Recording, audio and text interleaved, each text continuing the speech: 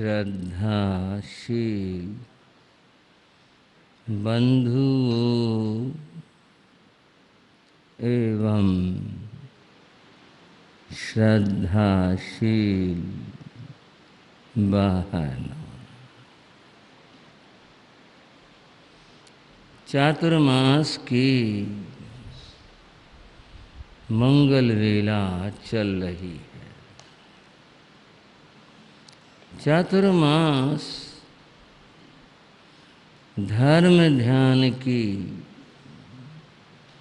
आराधना का सबसे उत्तम अवसर होता है। प्रशांत विहार क्षेत्र में भी चातुर्मास की इस मंगल वेला में धर्म ध्यान की मंगल आराधनाएं चल रही हैं। भगवान महावीर ने फरमाया था, धम्मो मंगल मुक्तिठं अहिंसा संयमो तवो देवावीतं नमं संति जस धम्मे सयामण। धर्म महान है, धर्म उत्कृष्ट मंगल है। यह जो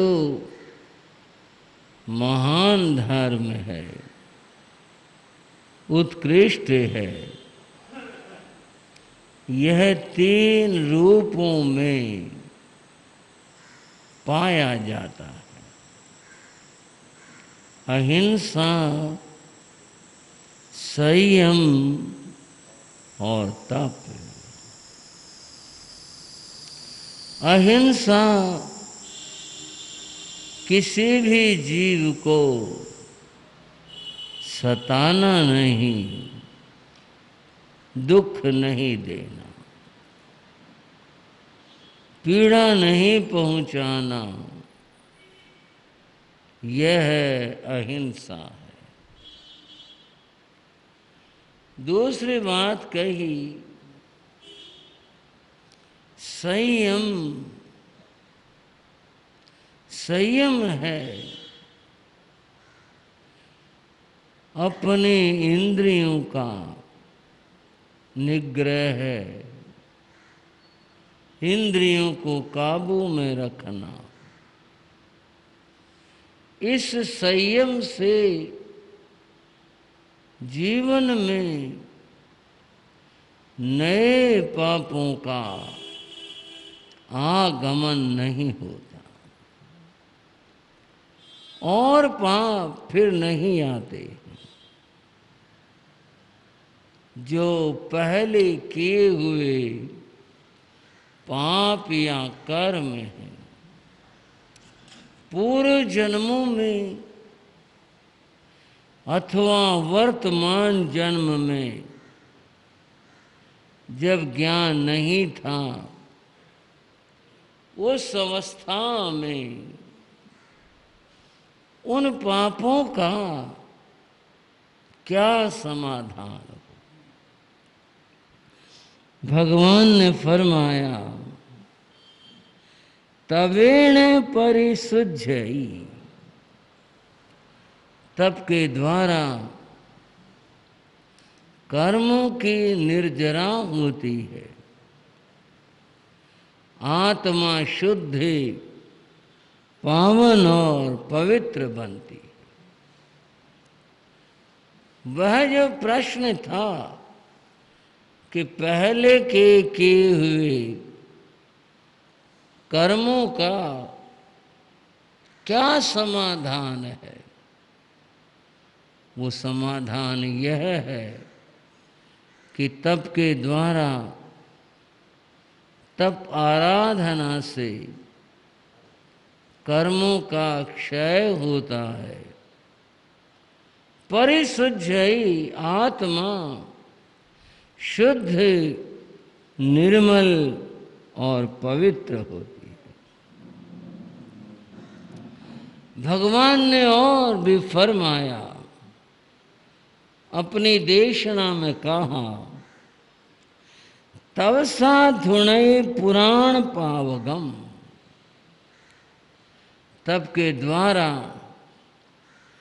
पहले किए हुए जो पाप कर्म हैं, धुणई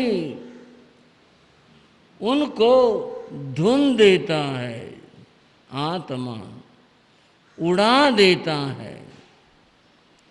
जैसे रुई को धुना जाता है, उसका मैल छांटा जाता है, ऐसे ही तप के द्वारा इन पाप कर्मों की निर्जरा होती है और इन पाप कर्मों को छांट करके अलग किया जाता है। इस तरह से तप के द्वारा आत्मा पर लगे पाप कर्मों की शुद्धि होती है। बंधुओं, इस तप की बड़ी महिमा है। किसी ने कहा था, खाते पीते हर मिले परमात्मा। खाते पीते हर मिले तो हमें भी कहियो, हमें खबर देना भाई। खाते पीते मौज करते अगर परमात्मा मिलता है तो हमें भी बताना। सिर दिए पर हर मिले तो चुपके रहियो। जहाँ कुछ करना पड़े, अगर ऐसी बात है वो हमसे नहीं होगा, चुप रहना।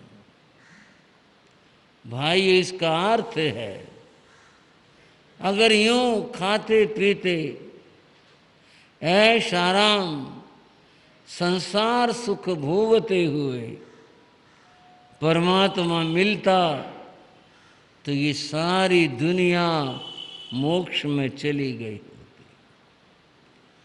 परमात्मा को पाने के लिए कुछ करना पड़ता है, और वो करना क्या पड़ता है? इस तप के द्वारा ही ये संभव है। परमात्मा को पाना वैसे सहज में आसान नहीं है। महर्षि मनु हुए। महर्षि मनु ने कहा, सर्वम ही तपसा साध्यम। तप के द्वारा सिद्धि होती है, वैसे नहीं होती। अपने आप से बिना तप के अगर ये सिद्धि होती, हमें भी हो गई होती। क्यों भाइयों? सारे सिद्ध हो जाते, सबको प्राप्त हो जाती सिद्धि। अगर ऐसे आसानी से सहजता से सिद्धि प्राप्त होती, हमें भी मिल जाती। और भी कहा गया, तपसा चीयते ब्रह्म। ब्रह्म यानी परमात्मा। तपसा चीयते ब्रह्म। तप के द्वारा परमात्मा मिलता है। बंधुओं, धन्य है उन्हें जो जीवन में तप की आराधना करते हैं, अपना जीवन तप के इस ज्योति में समर्पित कर देते हैं। उन्हें धन्य है। वे इतिहास के रचनाकार होते हैं। वे इतिहास बनाते हैं और अपने लक्ष्य की ओर, अपने ध्येय की ओर वो बढ़ा करते। अगर मैं थोड़ा सा तप का आपको इतिहास बताने लगूं, इतना महान इतिहास है, कहते रहो, गाते रहो, सिमटने में नहीं आ सकता। ऋषभदेव भगवान ने 13 महीने से भी ज्यादा लंबा तप किया था, और भगवान बाहुबली ने कितना महान तप किया था। 1 वर्ष तक खड़े ही रहे, अचल खड़े रहे। पर्वत हिले तो बाहुबली हिले, पर्वत की तरह से अचल खड़े रहे। उनके शरीर के ऊपर लताएं बेलें लिपट गई, घास से पांव ढक गए,